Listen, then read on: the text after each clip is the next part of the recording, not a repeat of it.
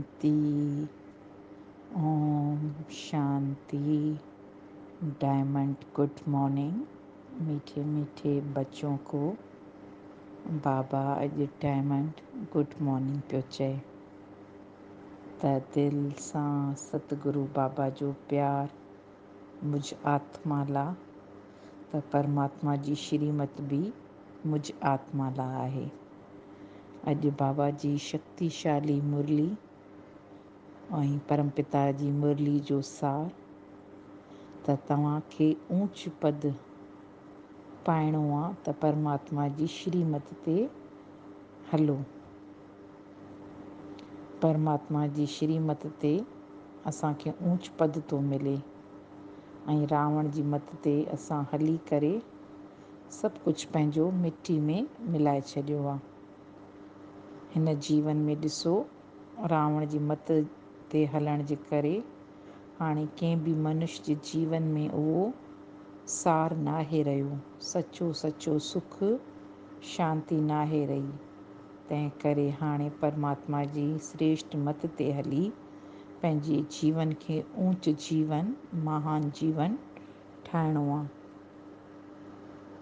चवंदा आहियूं न, असां ब्रह्मण आत्मा जो ईश्वरीय बर्थ राइट आहे। असांजो ईश्वरीय बर्थ राइट आहे, असां ब्रह्मण आत्मा जो। त ब्रह्मण जीवन में कंहिं बि शइ जी कमी न आहे। असां भरतू आत्मा फुल आहियूं, छो जो असांखे ईश्वरीय बर्थ राइट मिलियल आहे। त बाबा चए थो, अहिड़ा बाबा जा ईश्वरीय बर्थ राइट जा अधिकारी ॿार, उन वारिस ॿार, उन्हनि जी निशानी छा आहे? बाबा चए थो, अहिड़ा मुंहिंजा मिठड़ा जेके ॿार आहिनि, उहो मूंखे पूरी तरह कंप्लीट परफेक्टली बिल्कुलु एक्यूरेटली फॉलो कंदा आहिनि। उहे पंहिंजी ॾाढी संभाल कंदा आहिनि शूदर जे संग खां, छो जो उन्हनि जी संग में अची करे असां परमत ऐं मनमत मिक्स करे परमात्मा जी श्रीमत खे भुलिजी वेंदा आहियूं। त बाबा जा जेके वारिस क्वालिटी वारा ॿार आहिनि, उहे पंहिंजी संग जो बि संभाल कंदा आहिनि। सचो सचो पंहिंजो पोता मेल परमात्मा खे ॾियणु। अगरि का ग़लती बि थी वञे थी, उहा बि बाबा खे ॿुधाइणु। पोइ बाबा वेठो आहे, पाणे मूंखे राय ॾींदो। न सिर्फ़ु पाण खे सावधान थियणो आहे, पर एक दो को सावधान करना, त जीअं उन आत्मा जी बि उन्नति थिए। कॾहिं बि परमात्मा जो साथ छॾण जो ख़्याल बि न अचे। एॾी पंहिंजी तरफ़ अटेंशन, त इहे ॿार जेको एतिरो ध्यानु ॾींदा आहिनि, उन्हनि खे ईश्वरीय बर्थ राइट उहो वरसो मिलंदो आहे। सचो सचो माता पिता परमात्मा आहे असांजो न, उहो असांजो पिता बि आहे त माता बि आहे। असांजी सची सची माता पिता पालना था कनि। पर ॾिसो वरी बि केॾो निरअहंकारी पन आहे। ब्रह्मा बाबा खे असांखे साकार जेको असांजो पिता आहे, असां ब्रह्मा मुख वंसावली परमात्मा जो ज्ञान ब्रह्मा मुख मां ॿुधी करे असांखे परमात्मा एडॉप्ट थो करे, त ब्रह्मा बि असांजी माउ आहे। पर ॾिसो केॾो बाबा वरी निरअहंकारीपन, ब्रह्मा बाबा वरी मम्मा खे अॻियां कयो, त जीअं उहा माता आहे त पालना करे ऐं उहा अॻियां अचे। त ही ज्ञान बि ईश्वरीय ज्ञान आहे न, मुंहिंजो तुंहिंजो कंहिंजो न, परमात्मा जो स्वयं सचो सचो ज्ञान, सची सची गीता हिन संगम जे टाइम परमात्मा ॿुधाए थो। त बाबा चए थो, ही ज्ञान परमात्मा जो आहे ऐं असां सभु निमित आत्मा आहियूं। त इहा पढ़ाई न सिर्फ़ु मूंखे पढ़ी करे अॻिते वधिणो आहे, पर ॿियनि जी बि उन्नति करणी आहे न, त सभिनी खे अॻियां रखिणो आहे। हर आत्मा खे अॻियां रखे, त जीअं हूअ हिन नॉलेज में नंबर 1 आत्मा ठहे। असांजो इहो ई लक्ष्य आहे, त आत्मा पंहिंजो कल्याण करे, पंहिंजे कल्याण खां पोइ विश्व परिवर्तन जे कल्याण निमित्त हू आत्मा कमु अचे। त असांखे हर हिकु आत्मा खे सहयोग ॾियणो आहे।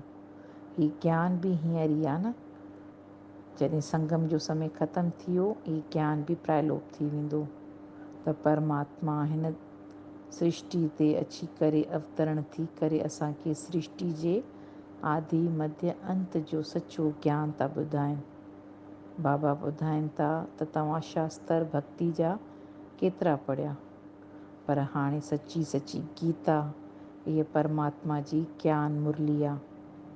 असां सभई आत्मा एक्टर्स आहियूं। पहिरीं असांखे जॾहिं शरीर न आहे, असां आत्मा मुक्ति धाम में हूंदा आहियूं। पोइ जॾहिं असांखे हिन सृष्टि ते पंहिंजो पार्ट प्ले करिणो आहे, त पोइ असांखे शरीर जो सहारो वठिणो पवंदो आहे। बग़ैर शरीर जे हीअ आत्मा पार्ट प्ले नथी करे सघे। ऐं हर हिकु आत्मा में अविनाशी पार्ट, अविनाशी नेवर एंडिंग पार्ट भरियल आहे न। त हीअ सृष्टि चक्कर बि कीअं हलंदो। सतयुग, त्रेता, त्रेता खां पोइ द्वापर, द्वापर खां पोइ कलयुग, कलयुग जे अंत ऐं संगम जो पीरियड वरी अची थो वञे। सतयुग शुरू थियण खां पहिरीं नंढो पीरियड संगम, त हीअ सृष्टि जो चक्कर बि हले पियो। पर उन जो रचयिता हिकु परमात्मा, सचो सचो बाप शिव बाबा आहे। ऐं हीअ सृष्टि जो चक्कर हले पियो। इहो ई अविनाशी बना बनाया ड्रामा आहे बाबा जो। सतयुग में आत्मा देवी देवता आत्मा महान आत्माऊं आहिनि। द्वापर में जॾहिं अचूं था शरीर सम्झण जे करे, वरी आत्मा जो ज्ञान, आत्मा जी समझ उहा नथी रहे। शरीर सम्झण जे करे ई असां वरी बॉडी कॉन्शियस जे करे दुख में अचूं था। त पोइ बाबा चए थो ही त रूहानी ज्ञान आहे। सुप्रीम रूह असां आत्माउनि रूहनि खे थो पढ़ाए। छो जो हिन वक़्तु हर हिकु आत्मा तमो प्रधान थी वई आहे। उहा हिन ज्ञान सां ई सतो प्रधान ठहंदी। ऐं भविष्य में ऊच पद बि इन पढ़ाई ते मिलंदो। तंहिं करे परमात्मा जी श्रेष्ठ मत असांखे मिली आहे, जंहिंसां असां देवी देवता ठहंदासीं। पूज्य सां असां पूजारी थींदा आहियूं। वरी असांखे पूजारी सां इन ज्ञान ते हलण जे करे ई असां पूज्य पिया ठहूं। त बाबा चए थो इन श्रीमत में मन मत ऐं परमत, जेके रावण जी मत आहे, उहा न मिलायो। बाबा चए थो ॾाढो पंहिंजो ख़्यालु रखिणो आहे। दिन प्रतिदिन दुख वधंदो ई वेंदो न, छो जो इहा आहे ई दुख जी दुनिया। तॾहिं त मां अचां थो पंहिंजो वादो निभाइण। दुख हरता सुख करता बाप। मां सिर्फ़ु तव्हांखे पढ़ाए सहज राजयोग सेखारींदो आहियां। राजयोग पंहिंजे पाण ते राजाई करणु। मां आत्मा राजा मालिक आहियां। इहो ई सचो सचो ज्ञान आहे। मां ही सर्वशक्तिवान बाप जो मास्टर शक्तिवान चाइल्ड आहियां। त मूं में केॾी न शक्ति आहे आत्मा जे अंदरि। त इन ज्ञान जी स्मृति रहण सां ई सभु कुझु पुराणो असांजो विनाश थी थो वञे। स्कूल में हद जी हिस्ट्री जोग्राफी त जाम पढ़ीसीं। हाणे हीअ सची सची हिस्ट्री जोग्राफी असांखे बाबा पढ़ाए पियो न। त बाबा चए थो इन पढ़ाई ते अटेंशन। तव्हांखे मां तीनों लोकों जो बि ज्ञान ॾिनो आहे न। तीन लोक कहिड़ा? आत्मा जी दुनिया, परमधाम, शांतिधाम। हीअ साकार सृष्टि जिते आत्मा मनुष्य चोले में आहे। त असां इन साकार सृष्टि खे बि ॾिठोसीं। आकारी दुनिया, सटल विजन, फ़रिश्तनि जी दुनिया। त हिन संगम ते ई असांखे तीनों माना हिन टिनी लोकनि जो बि ज्ञान मिले थो। बाबा चए थो तव्हांजो सचो सचो धर्म छा आहे? तव्हांजो सचो सचो स्व जो धर्म आहे त तव्हां आत्मा आहियो। आत्मा शांति धाम मां ईंदी आहे, त उहा शांति स्वरूप आत्मा आहे। पोइ असां जॾहिं हिन शरीर में था अचूं त पोइ ॾिसो त ज़मीन ते बि पार्टीशन आहे, त आसमाननि खे बि विराए छॾियो आहे। सरहदुनि में भटिजी था वञूं मज़हब में। त आत्मा जो त हिकिड़ो ई धर्म आहे। हू परमात्मा जी संतान शांति स्वरूप आत्मा आहे। ऐं उहो ई मुंहिंजो आत्मा जो सचो सचो स्व जो धर्म आहे। त बाबा चए थो पंहिंजे 84 जनम जे चकर खे यादि कयो ऐं प्लस में तव्हांखे पवित्रता बि ज़रूरु खपे, छो जो पवित्रता ई शांती सुख जी जननी आहे। हींअर त ॾिसो न प्योरिटी आहे, न पीस आहे, न प्रॉस्पेरिटी। माण्हू सम्झनि था सन्यासियुनि वटि वेंदासीं शांती मिलंदी, पर मुंहिंजी आत्मा जो स्वधर्म ई शांति आहे ऐं पवित्रता में सुख शांती आहे। जेतिरो जेतिरो पवित्र जीवन ओतिरो ई तव्हां शांती जो बि अनुभव कंदा। असांजो सचो धर्म छा आहे? आदि सनातन देवी देवता धर्म, जेको परमात्मा जी ज्ञान ते हलण खां पोइ असांखे नूर मिलियो त असां उन धर्म जा थी वियासीं। त असां वरी किथे न किथे बॉडी कॉन्शियस जे करे भुलिजी था वञूं त असां आदि सनातन देवी देवता धर्म जी महान आत्मा हुआसीं। तंहिं करे बाबा वरी अचे थो असांखे ज्ञान थो ॾिए त इन ज्ञान में पंहिंजी संग जी बि संभाल। अगरि संग सही न आहे त चवंदा न संग तारे कुसंग ॿोड़े। अगरि ग़लति संग लॻी थो वञे त पोइ असांजी कई कमाई चट थी वञे, त ॾाढी संभाल कयो। अहिड़नि खां पासे कयो जेको असांखे ग़लति रस्ते तरफ़ वठी वञनि, जेको असांखे परमात्मा खां परे कनि। उन्हनि खां पंहिंजे संग जी संभाल करणी आहे। धंधे धोड़े में रही करे परमात्मा खे यादि कयो। यादि जो चाट बाबा खे मोकिलियो। के त ॾाढो सुठो पुरुषारत था कनि, बाबा चए थो के त सतो प्रधान पुरुषारत था कनि, कंहिंजो रजो ऐं कंहिंजो तमो बि आहे। त ॾिसो मुंहिंजो पुरुषारत कहिड़ो आहे। बिल्कुलु परमात्मा जी श्रीमत अनुसार अगरि पुरुषारत आहे त सतो प्रधान आहे। रजो उहो बि पुरुषारत ईअं आहे त असांजी मनमत इन में मिक्स न आहे, पर किथे न किथे अञा बि एग्ज़ैक्ट ओहिड़ो पुरुषारत न पियो थिए, का कमी आहे, त उहो रजो पुरुषारत आहे। तमो पुरुषारत मीन्स उन में त मनमत ऐं परमत मिक्स करे असां पोइ जेको पुरुषारत कयूं ऐं परमात्मा जी एग्ज़ैक्ट मत खे न फॉलो कयूं त बाबा चए थो उहो तमो पुरुषारत आहे। त तमो ऐं रजो पुरुषारत खां बि असांखे बची करे सतो प्रधान पुरुषारत करिणो आहे, छो जो ही थोरो ई टाइम आहे न जंहिंमें असांखे नॉलेज मिले थी। त बाबा चए थो केॾो न तव्हांखे मिठो ठहिणो आहे, क्रोध खां बि मुक्त थियणो आहे, सची सची माला में पुराइणो आहे न असांखे 8 जी। पोइ बाबा चवंदो आहे 108 जी माला थींदी आहे, 16,108 जी बि हूंदी आहे, पर असांखे त परमात्मा जे नज़दीक अची करे नंबर 1 आत्मा ठहिणो आहे न। त हीअ रूहानी यात्रा परमात्मा जेका असांखे सेखारी आहे, इन में ज़रूरी न आहे त ख़ाली असांखे वेही करे उहो योग लॻाइणो आहे।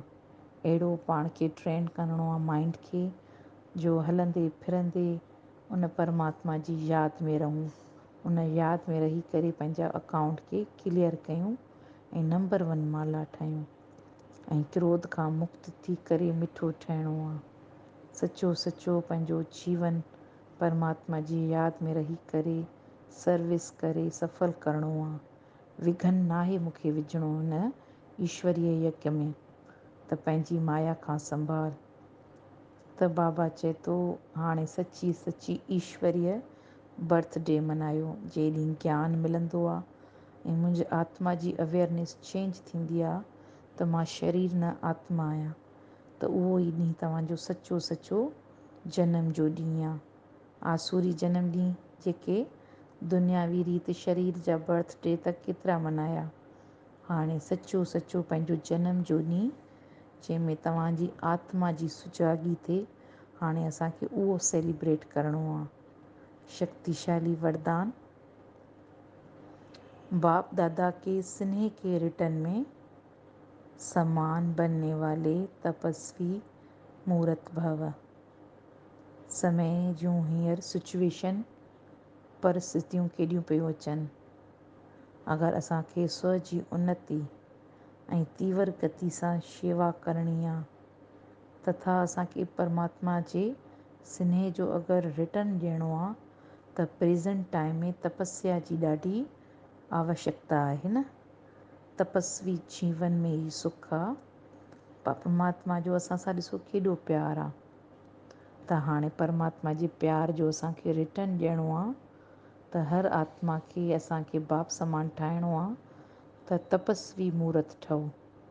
अॼु बि बाबा चयो न, योग जी अग्नि में पंहिंजो पुराणो स्वभाव संस्कार खे भस्म करे परिवर्तन करिणो आहे। त इन लाइ बाबा चए थो, चारों ओर के किनारे छोड़ बेहद जा वैरागी ठहो। चारों ओर के किनारे। त हाणे पंहिंजी स्वयं जी स्वयं चेकिंग, किनारा छा आहिनि, उहे सपोर्ट सिस्टम जंहिं ते असां डिपेंडेंट लॻा पिया आहियूं न। इन शइ खां बग़ैर मां कुझु न आहियां, इन रिश्ते खां बग़ैर मां कुझु न आहियां। मीन्स कई न कई सपोर्ट सिस्टम असां ठाहे वेठा आहियूं। त बाबा चए थो, हाणे सचो ईश्वर तव्हांखे मिलियो आहे। त इन हद जे किनारनि खे छॾे बेहद जी वैराग खे अनुभव कयो। मां आत्मा फ्री आहियां। मां आत्मा स्वतंत्र आज़ादु आहियां। आत्मा जा पंख हाणे उनखे मिली विया आहिनि। त उन्हनि खे पहचाने शक्तिशाली आत्मा, मूंखे हाणे किनारनि जो सहारो न खपे। जंहिंखे एॾो पंहिंजी आत्मा ते यकीन आहे, पंहिंजी तपस्या ते यकीन आहे, तपस्वी मूर्त आत्मा आहे, इहो ई असांखे परमात्मा बाप दादा खे स्नेह जो रिटर्न ॾियणो आहे। अॼु जो सलोगन भी शक्तिशाली, शीतल बन, दूसरों को शीतल दृष्टि से निहाल करने वाले शीतल योगी बनो। शीतल बन, दूसरों को शीतल दृष्टि से। एॾी पवित्रता दृष्टि में अची वञे, तव्हां आत्मा सच्चा सच्चा शीतला देवी, बिल्कुलु शीतल जीवन असांजो श्रेष्ठ जीवन तव्हांजी दृष्टि में एॾी पाक, एॾी दृष्टि तव्हांजी पवित्र थी वञे त जेका आत्मा तव्हांजे संबंध संकर में अचे, जेका बि आत्मा असांजे संबंध संपर्क में अचे, त उहा उन शीतल मिठी दृष्टि खे अनुभव करे ऐं उहा बि निहाल थी वञे, शीतल योगी थी वञे। त बाबा चए थो, तव्हांखे पहिरीं शीतल योगी ठहिणो पवंदो, पंहिंजी दृष्टि ते कमु करिणो पवंदो, पंहिंजी वृत्ति खे परिवर्तन करिणो पवंदो। त ई पोइ मां शीतल योगी आत्मा ठही सघां थी। सची सची शीतला देवी बि तव्हां आहियो। त दिलि सां बाबा जो थैंक यू, दिलि सां। हाणे चंद घड़ियूं बिल्कुलु साइलेंस में रही परमात्मा खे पंहिंजे स्मृति में आणियो, पंहिंजी ख़ुशनसीबी, पंहिंजे भाग खे पंहिंजी स्मृति में आणियो।